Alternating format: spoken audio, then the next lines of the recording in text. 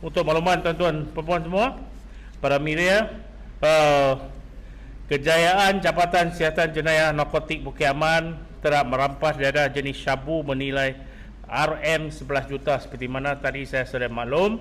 Jadi pada 25 hari bulan 10 Oktober ni jam 10.50 malam, lebih kurang 10.50 malam, ada dua tim, pasukan dua tim daripada JSJN Narkotik Bukit Aman telah membuat pemeriksaan ke atas dua biji buah kereta, di mana pertama telah menahan seorang lelaki Cina tempatan, warga tempatan berumur 34 tahun yang kita percaya dia berperanan sebagai runner, dan saya kategori dia sebagai B1 dan di mana kita menahan kereta jenis Proton Saga ni di sekitar Bandar Baru Seri Petaling, Kuala Lumpur. Okey. Dan kemudian yang ini saya kategori sebagai B1. Kemudian pada masa yang sama tim yang kedua juga membuat pemeriksaan ke atas seorang warga di warga Malaysia tempatan juga, Chinese, dia Chinese Siam dia Chinese Siam.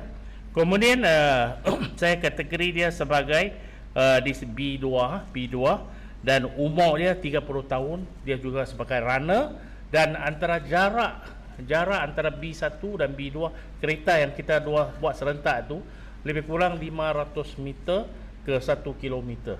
500 meter ke 1 kilometer. Dan kalau kita lihat dari segi jarak itu memang dia ni ada connection B1 dan B2 tu. Kemudian kedua-dua B1 dan B2 dibawa oleh tim JSJN Bukit Aman ke sebuah rumah double story, rumah yang sama, dan kemudian bila masuk ke dalam tu di bawah rumah tersebut, di belakang rumah tersebut yang kita dulu dia diguna untuk maid pakai itu, dan telah berjumpa jenis dadah yang kita syaki sebagai syabu dengan anggaran berat 329.5 kg. Jadi ini yang kita rapat dengan dua alat penimbang.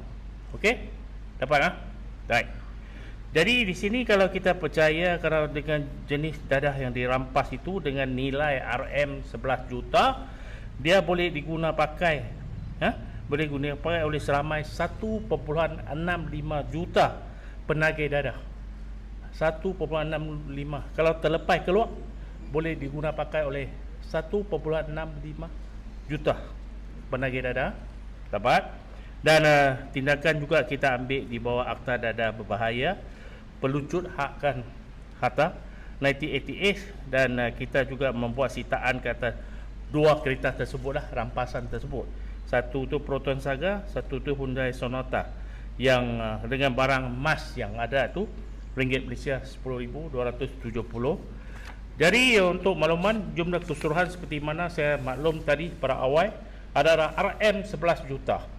Anggaran pasaran RM ringgit Malaysia 11 juta. Dadah yang kita rampas campur dengan sitaan yang kita tadi buat kereta tersebut dengan barang emas.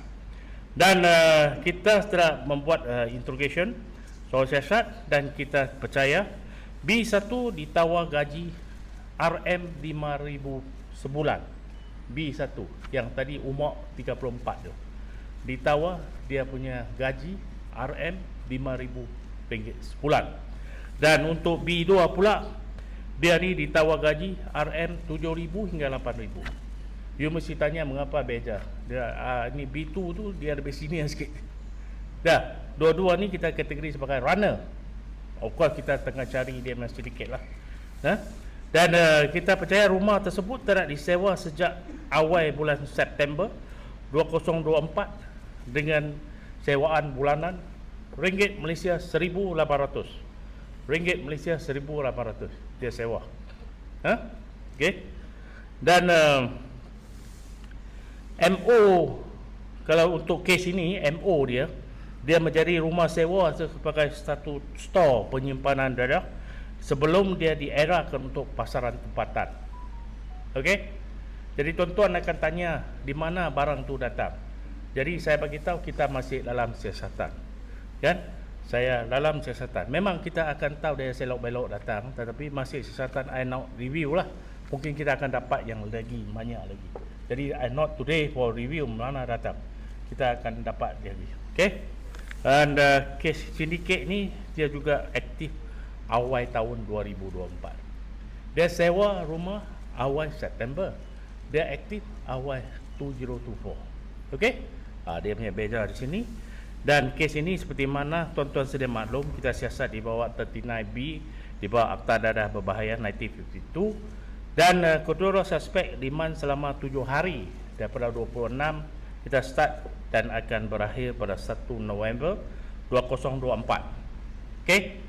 Dan saringan urin kita buat ke atas 22. B1 B2 dua-dua negatif. Urin dua-dua negatif. Baik. Untuk saya makan rekod lampau. Selalu saya cakap rekod lampau ni dia masuk juga rekod jenayah dan rekod dadah dan lain-lain kesalahan. Kalau you kata rekod jenayah, tuan-tuan akan ingat jenayah kan? Rekod lampau, kita akan pakai rekod lampau, previous record. Dan akan masuk jenayah, dadah dengan lain-lain kesalahan. Dan B1 mempunyai 3 rekod jenayah, B1 mempunyai 3 rekod jenayah dan B2 mempunyai 1 rekod jenayah. Okey. Jadi dalam kes ini kita masih meneruskan tindakan kita untuk mengenal pasti sindiket-sindiket di belakang untuk grup-grup ini lah. Di belakang ini banyak rampasan data yang dibawa oleh JSJN.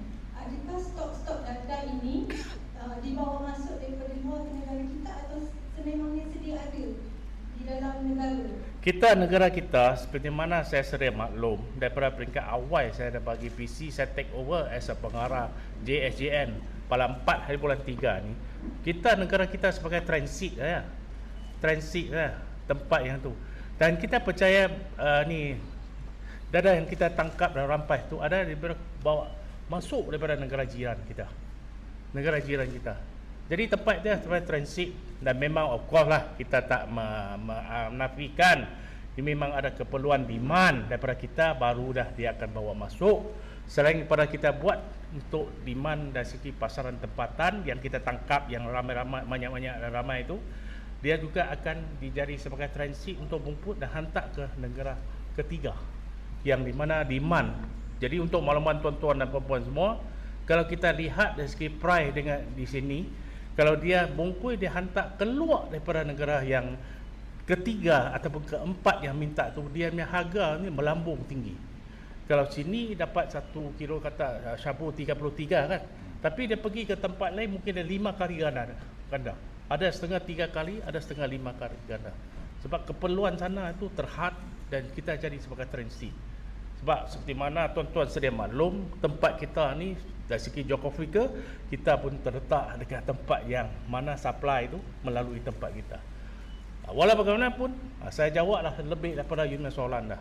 Walau bagaimanapun kita cuba memperketatkan tempat-tempat kawasan yang hotspot yang kita dah kena pasti yang mana itu merupakan tempat yang mereka akan menjadi laluan. Sama ada dulu kalau kita kata laluan tikus ataupun laluan gajah ataupun laluan-laluan pot-pot yang akan menjadi sebagai pengedar tu ambil kesempatan. But we already cut dan we not only for JSJN by our own self to do the thing. We also combine with the other agency seperti custom dan lain-lain lagi this agency yang untuk memperketatkan sempadan termasuk PGA dan lain-lain jabatan lain. Itu usaha daripada JSJN, of course daripada PDRM overallnya. Like? For this case, okay. The 2 suspects that were caught, mereka tengah buat apa masa ditangkap tu? Tengah mengedar dadah ke Datuk Seri? Tak. On their way? Mereka ni macam ni. Mereka ni dah ada kontak. Jadi ini siasatan kita tak boleh beritahu. Tapi cara dia ni, dia tunggu supply tu sampai, dia ambil, dia masuk dalam store. Jadi ini tindakan pihak polis lah. I cannot tell you more lah. Tapi you faham mengapa kita boleh dapat dia. Okay? Right? Ambillah mic bagi peluang sikit dia. Sekarang pakai mic senang sikit lah. Ya.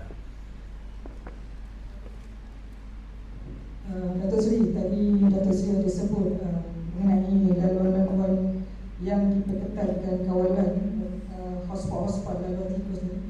Berapa banyak laluan yang dikenal pasti menjadi laluan atau jalan tikus yang digunakan oleh penduduk bandar?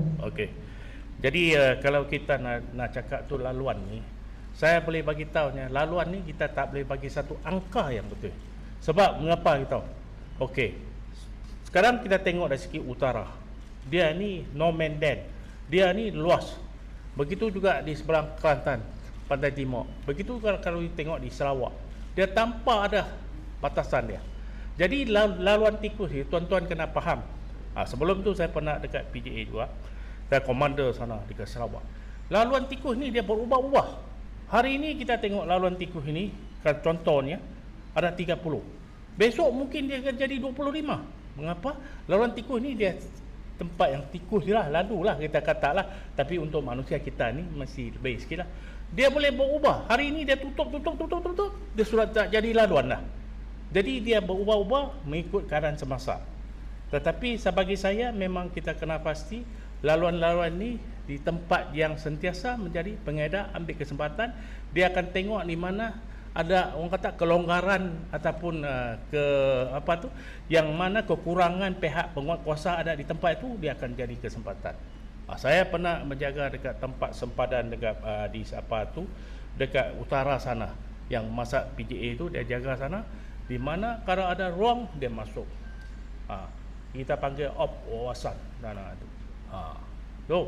So yang tu dari segi angka dia berubah-ubah. Saya nak bagi tahu you satu angka, nanti besok dia keluar dalam paper satu angka, besok tengok lain, dia ada lain. Dia berubah very fast. Lolong tikus. Lolong gajah dia kurang sikit. Sebab dia lolong gajah dia besar. Kalau you nak timbus kalau itu tak boleh. Lolong tikus hari ini 20, besok 25 dia buka. Kalau mana jalan tu. Baik, anyway, kita kena pasti tempat-tempat itu, dan saya tak boleh bagi tahu pada tuan-tuan semua di mana tempat itu. Sebab kalau dah press itu keluar, demin PC itu dah keluar, demin maksudnya pengedar kah ataupun apa-apa sindiket pun dia sudah tahu. Polis sudah kena pasti itu tempat habis. Ada. Tapi memang banyak jugalah bagi saya. Okey. Ini belum masuk lagi yang dekat pot-pot yang haram tu. Kan? Baik.